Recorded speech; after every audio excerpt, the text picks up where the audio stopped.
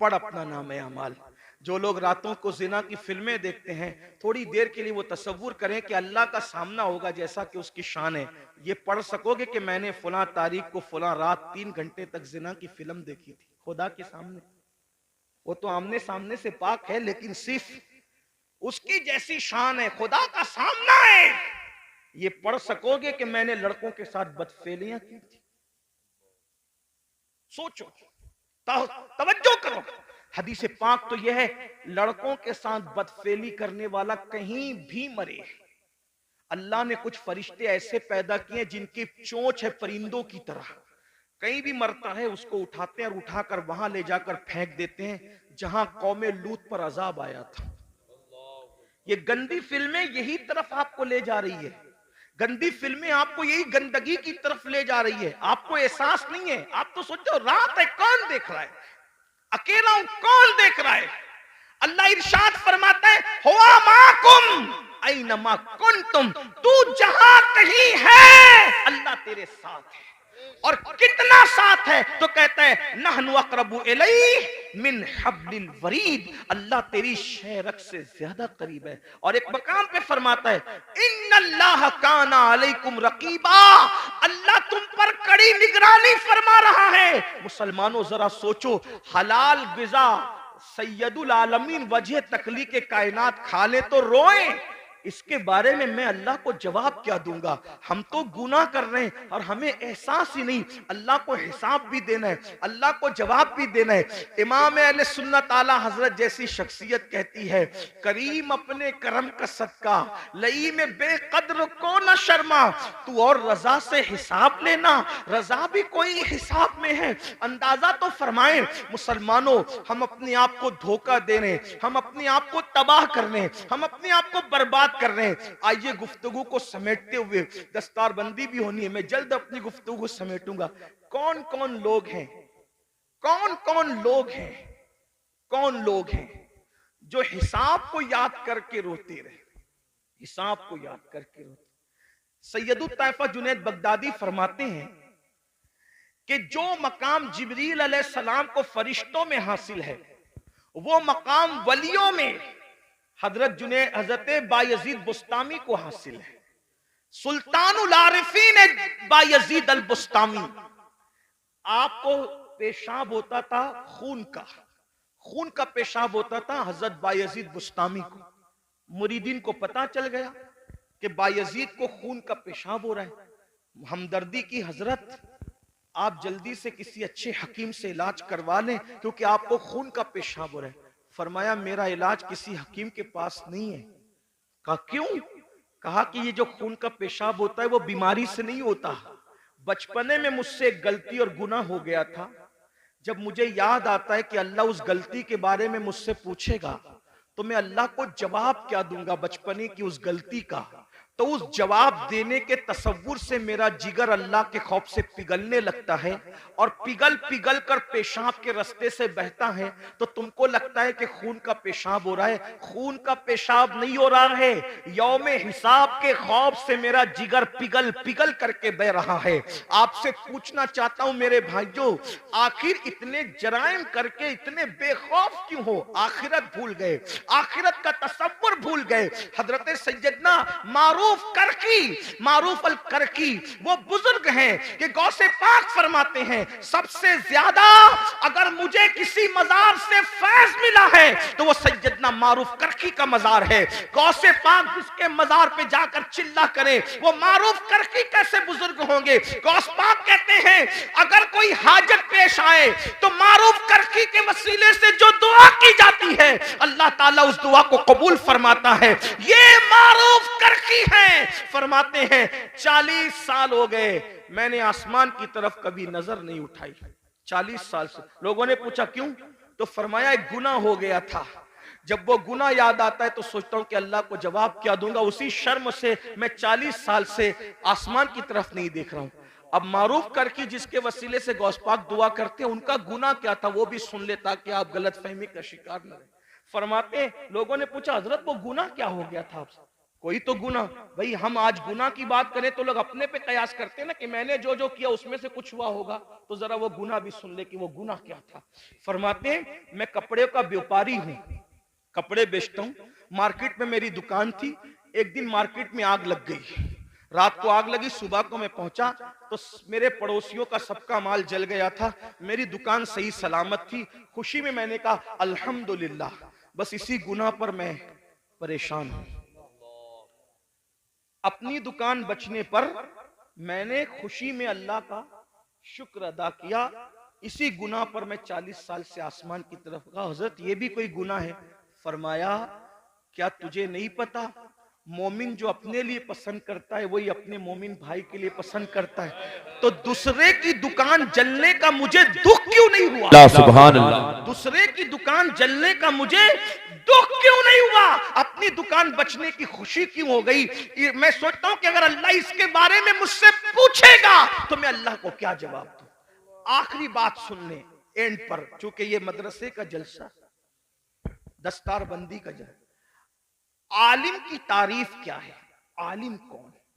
वो आलिम जिसको देखकर रसूलुल्लाह को देखने का फैज मिलता है, जिससे मुसाफा करके हुजूर को देखने से हुजूर से मुसाफा करने का फैज मिलता है, जिनके चेहरे को देखना इबादत, जिनके लिए चूंटियां बिलों में दुआ करती है, जिनके लिए मछलियां दरियाओं में दुआ करती है। ये कौन आलिम लोग हैं? किसी बड़े से बड़े मदरसे से पढ़ लें, आलिम नहीं बनता। कब तक? कुरान कहता है इन्नमा यख्शल्लाह मिन इबादिहिल उलमा, अल्लाह के बंदों में अल्लाह से डरने वाले उलमा हैं। यानी जब तक उसके दिल में अल्लाह का सच्चा खौफ और खशियत पैदा नहीं होगा, वो पढ़ा लिखा तो हो सकता है मगर वो आलिम नहीं होगा।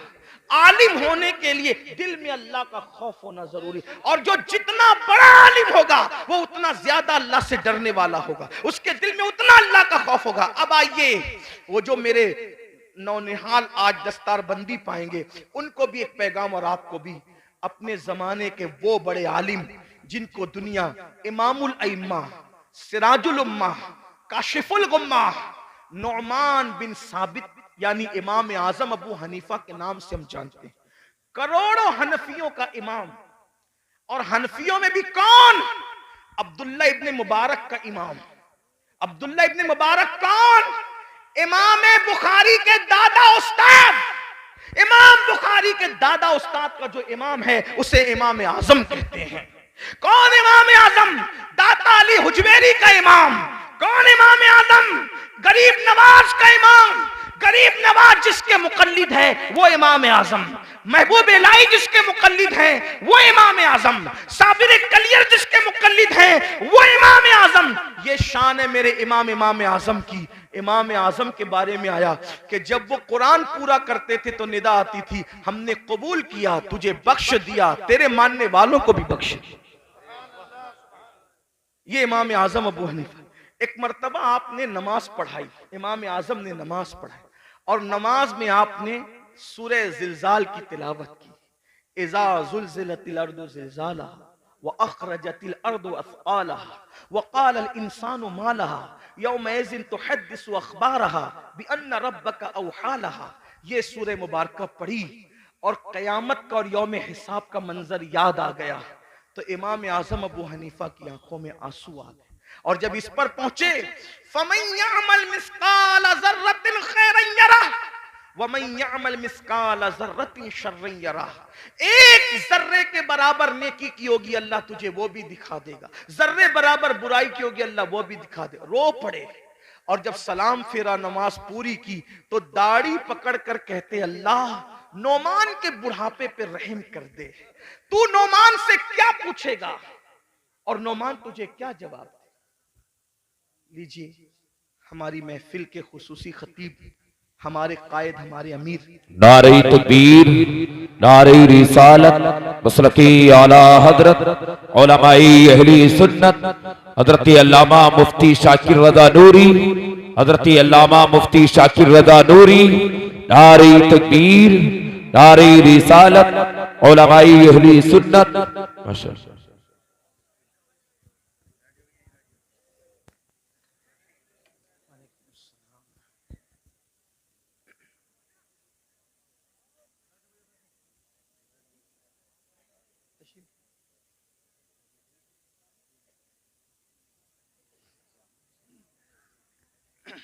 बैठ जाएं, दुरूद शरीफ पढ़ने। रब्बि सल्लि वसल्लिम दाइमन अबदा अला हबीबिका खैरुल खल्क़ि कुल्लिहिम सलातु व सलामुन अलैका या जद्दल हसन वल हुसैन। हजरत तशरीफ ले आए। हजरत का ये खिताब होगा, मैं मुख्तसर अल्फाज में अपनी बात मुकम्मल कर रहा हूँ। तो आइए हम उस खतीब को अब सुनना चाहते हैं जिसकी खिताबत ने इनकलाब पैदा किया दुनिया भर में। चंद अल्फाज में अपनी बात पूरी करता हूँ। जब आपने ये सूरह मुबारका का इख्तिताम पढ़ा, फमन यअमल मिस्काल ज़र्रतिन खैरन यरा व मन यअमल मिस्काल ज़र्रतिन शर्रन यरा, जर्रे बराबर अगर तूने नेकी की होगी अल्लाह तुझे वो भी दिखाएगा, जर्रा बराबर बुराई की होगी अल्लाह तुझे वो भी दिखाएगा। और फिर आप रो पड़े, पूरी नमाज रोते हुए गुजारी, और जब आप नमाज मुकम्मल कर चुके, लोग उठ उठ करके चले गए, तो आपने दाढ़ी पकड़ करके कहा, अल्लाह नोमान के बुढ़ापे पे रहम फरमा, तू नोमान से क्या पूछेगा और नोमान तुझे क्या जवाब देगा। इसी तरह रोते रहे। मस्जिद के जो मुअज्जिन थे वो चिराग जो वो बुझाने के लिए, दरवाजा बंद करने के लिए बार बार आते जाते रहे। आपके मोटे मोटे आंसू फर्श पर टपकते और इसी तरह आप रोते रहते। बिल आखिर जब पूरी रात रोने में गुजर गई और उसके बाद सुबह का वक्त आया, फज्र के वक्त का आगाज हो गया, फज्र के वक्त की इब्तिदा हो गई, तो फिर उसके बाद मुअज्जिन जो आपका शागिर्द भी था, आके लौटने का सवाल ही पैदा नहीं होता। जब उसके पैरों की आहट सुनकर आपने अल्लाह अकबर मुड़ करके देखा तो शागिर्द खड़ा था। उससे फरमाया कि ये बता, क्या मस्जिद बंद करने का वक्त आ गया? तो शागिर्द कहता है, हुजूर मस्जिद बंद करने का नहीं, अब तो मस्जिद के दरवाजे खोलने का वक्त आ गया। सुबह हो गई है, फज्र हो गई है, और आप रात भर जो है वो रोते रहे, आंसू बहाते रहे। मैं आता रहा जाता रहा, आता रहा जाता रहा। तो इमाम आजम फरमाते हैं, क्या तूने मुझे रोते हुए देख लिया? तो वो कहता है, हुजूर आप पूरी रात रो रहे थे।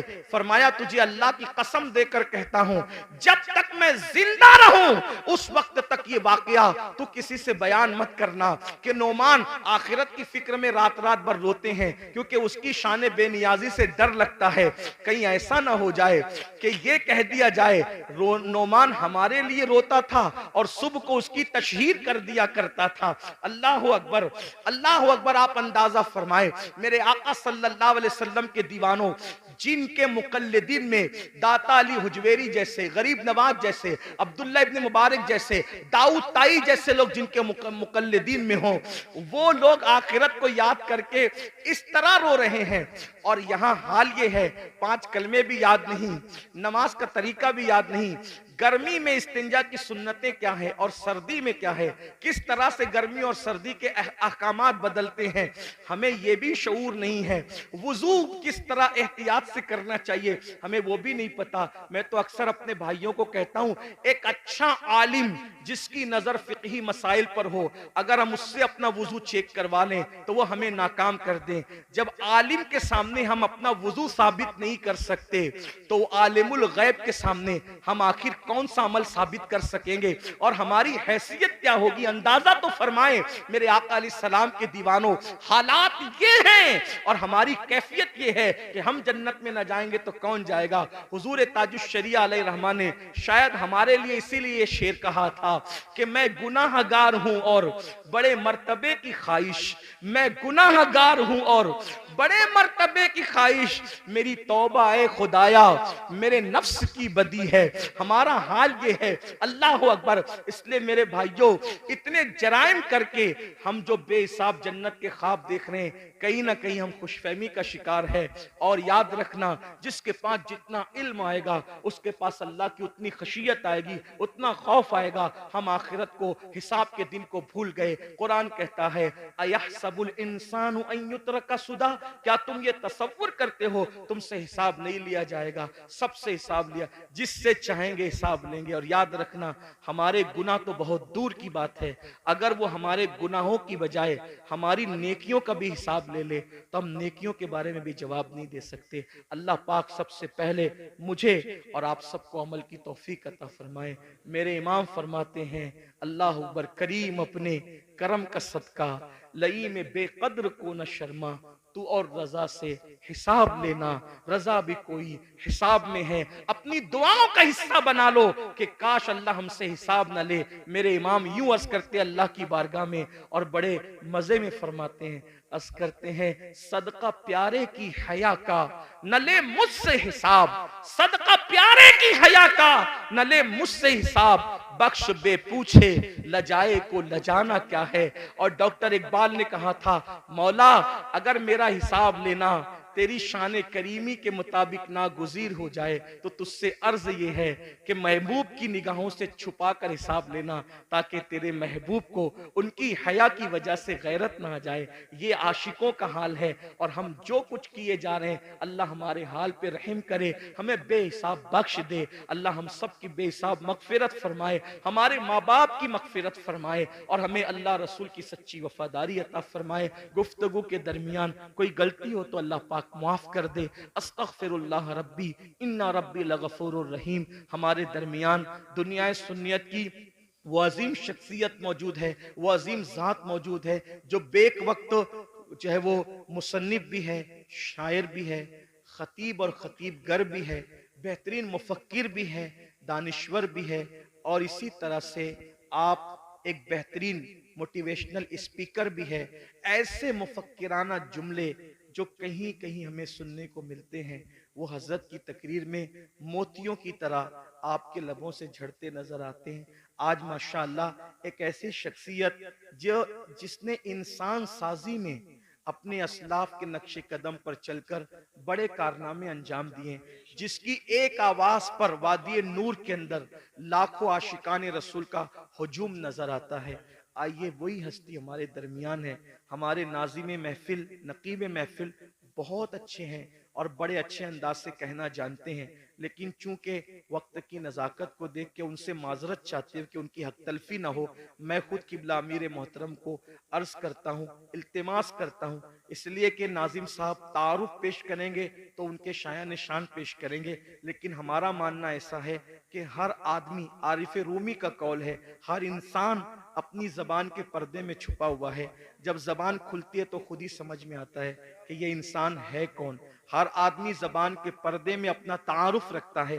तो आइए अब हम हजरत की बारगाह में इल्तिमास करते, इल्तिमास ही कर सकते हैं कि अपने जबान को जुम्बिश दें और वो जवाहिर पारे जो आपने अपने असलाफ की सोहबत में बैठकर हासिल किए, वो दर्द दिल जो आपने अपने बुजुर्गों से हासिल किया, वो सोजे दुनू जो आपने अपने बुजुर्गों से पाया, हम सब के दरमियान बिखेरें और बिखेर कर हम सबको मुस्तफिज और मुस्तनीर फरमाएं।